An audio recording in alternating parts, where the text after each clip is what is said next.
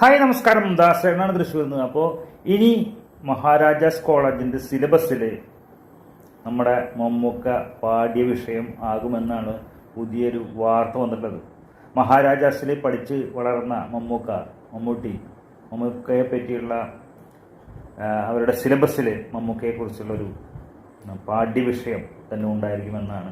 അതായത് നമുക്കറിയാം, മലയാള സിനിമയിൽ ഈ പറഞ്ഞ പോലെ തന്നെ 3 നാഷണൽ അവാർഡും 7ഓളം സ്റ്റേറ്റ് അവാർഡും അതുപോലെ തന്നെ നിരവധി ഫിലിം ഫെയർ അവാർഡും അങ്ങനെ ധാരാളം അവാർഡുകളും അതുപോലെ തന്നെ അനുമോദനങ്ങളും വാരിക്കൂട്ടിയ, അതുപോലെ തന്നെ ഇംഗ്ലീഷ് സിനിമയിൽ അഭിനയിച്ച നാഷണൽ അവാർഡ് വാങ്ങിയ വ്യക്തി, അതേപോലെ തന്നെ ഇംഗ്ലീഷ്, ഹിന്ദി, തമിഴ്, തെലുങ്ക് എല്ലാ ഭാഷകളിലും അഭിനയിച്ച ഒരേ ഒരു നടൻ.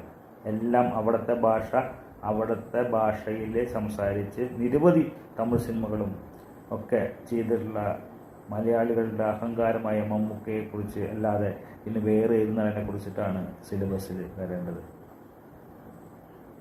അപ്പോൾ നമുക്കെല്ലാവർക്കും എന്താ പറയുക, അഹങ്കരിക്കാം എന്ന് മാത്രം പറഞ്ഞുകൊണ്ട് നിങ്ങളുടെ സ്വന്തം ദാസേട്ടൻ തൃശ്ശൂർ.